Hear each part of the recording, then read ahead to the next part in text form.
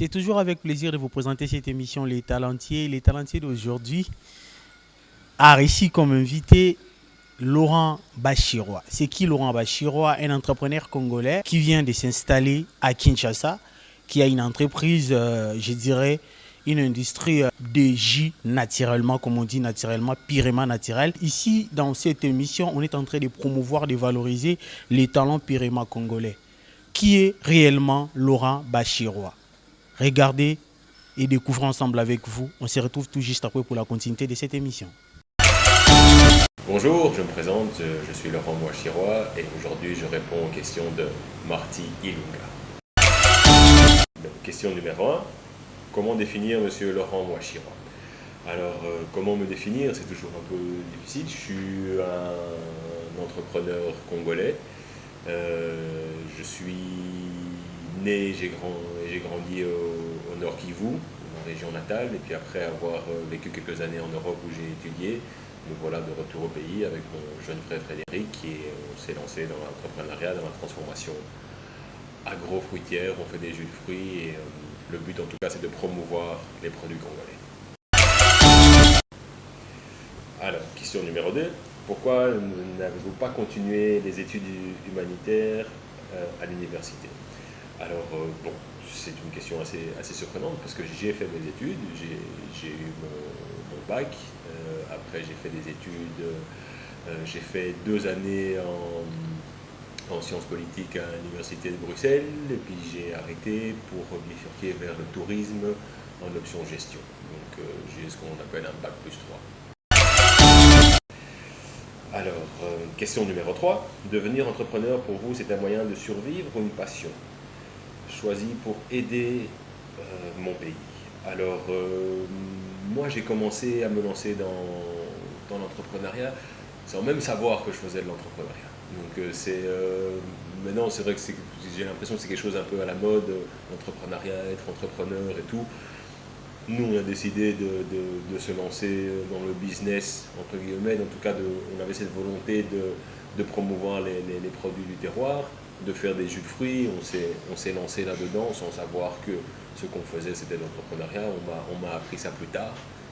Et en tout cas la volonté c'était de commencer quelque chose et voilà, mon frère qui avait fait pendant les études avait travaillé dans ce secteur-là pour quelqu'un qui faisait les jus de fruits. On a juste, ça c'était en Europe à cette époque-là, on a juste répliqué ce système-là ici au Congo parce qu'on voulait promouvoir nos produits. Pourquoi venir seulement s'installer à Kinshasa tandis qu'à Goma aussi vous avez les moyens de vous installer? Alors c'est une très bonne question, c'est parce qu'il faut toujours commencer quelque part. On a commencé à Kinshasa parce qu'à l'époque mon père était en poste ici, donc c'était un peu plus facile. On a commencé dans la cuisine familiale chez mon père à faire des choses. On est très attaché à notre région natale, au Kivu, à Goma, au sud Kivu aussi d'où ma mère est originaire. La famille est là-bas, il y a un potentiel énorme. Je rentre justement d'un séjour pour le travail à Goma. On a cette volonté de pouvoir s'installer là-bas. Maintenant, c'est toujours, ça prend du temps. C'est une question de moyens d'installer, de bien étudier le terrain, mais on est là-dedans. On est vraiment dans ce processus-là. L'idée vraiment, c'est de faire un produit congolais pour les Congolais, le Congo et ses habitants. Essayer d'être le plus proche possible des régions agricoles. Et on est là pour vraiment favoriser les circuits courts, c'est-à-dire que si on s'installe à Goma, c'est pour produire pour Goma et toute la sous-région. Comment trouvez-vous l'entrepreneuriat au Congo? Quelles sont les différences?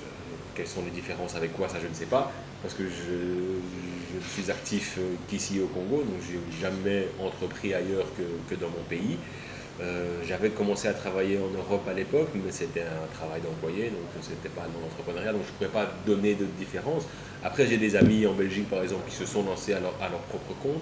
La grande différence que je dirais peut-être que c'est pour commencer.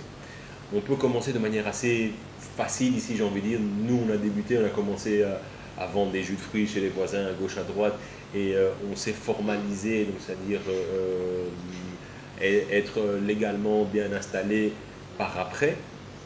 Et c'est vrai que le commencement peut être facile ici pour démarrer une activité parce que voilà, beaucoup de gens sont dans l'entrepreneuriat, beaucoup de gens sont dans ce qu'on appelle le secteur informel. Voilà, une maman qui vend ses légumes et tout ça, bah, elle n'a pas d'entreprise, elle n'a pas de numéro de registre de commerce, elle n'a pas donc elle travaille elle-même dans l'informel. Donc il y a cette partie un peu peut-être moyen de faire pas légalement entre guillemets. Ça, c'est peut-être la facilité de pouvoir commencer. On peut commencer très facilement avec. D'ailleurs, c'est le message que je veux passer, c'est qu'il faut commencer. Commencer avec ce que vous avez comme moyen. Moi, j'aime bien raconter que j'ai commencé avec 100 $, même si à l'époque j'étais logé, nourri, blanchi chez la famille. Mais il faut oser commencer. Quoi que ce soit, quels sont vos moyens, et puis au fur et à mesure, vous allez recadrer, vous formaliser et avancer. Mais voilà, c'est peut-être la grande différence. Après, évoluer devient plus difficile. C'est très difficile d'avoir un cadre bien précis dans lequel évoluer. Par exemple, rien qu'au niveau des taxes, il est très compliqué de savoir, par exemple, voilà, je suis dans la transformation, quelles sont les taxes auxquelles je suis soumise. Après, c'est vraiment quelque chose que je n'ai pas peur de le dire, on fait face à un État prédateur, c'est comme ça que je l'appelle, parce qu'on on vient vous dire, voilà, il y a telle taxe, telle taxe, telle taxe, sans connaître. Si demain vous voulez ouvrir une entreprise, vous allez au guichet unique, vous allez créer l'entreprise très facilement, en une semaine, elle va pouvoir être créée. Maintenant, personne ne va pouvoir vous répondre, ok, vous faites des jus de fruits, vous êtes dans la transformation agroalimentaire par exemple.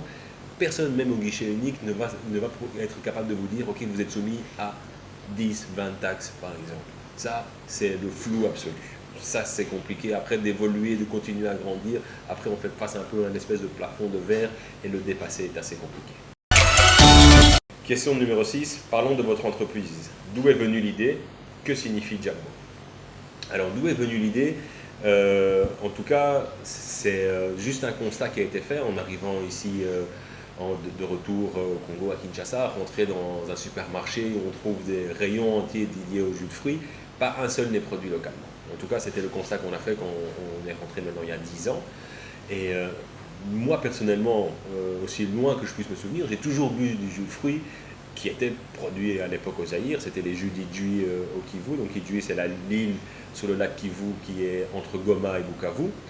Et donc du jus de maracuja, du jus d'ananas, j'ai l'impression de l'avoir même bu jusqu'à mon biberon. En tout cas, j'ai toujours eu ce souvenir-là. Et puis constater que ça s'était perdu, qu'il n'y avait plus de jus congolais alors qu'on a des fruits qui pourrissent dans les champs au Bas-Congo, même au Kivu, la même chose. On s'est décidé tout simplement qu'on allait le faire, qu'on allait proposer un jus local. Et voilà, l'idée est venue de là. Et alors Jambo, ça signifie tout simplement bonjour en swahili, qui est notre langue maternelle. Donc c'était un petit clin d'œil à nos origines du Kivu et on est des swahiliphones. Voilà. Question numéro 7. Quelle est la spécialité de votre jus naturel? Y a-t-il une différence avec d'autres jus congolais?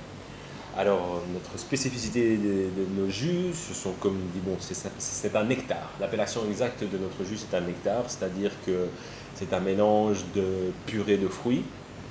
Donc, pour ceux qui ont eu l'occasion de venir ici, il y a énormément de fruits, énormément de matières premières.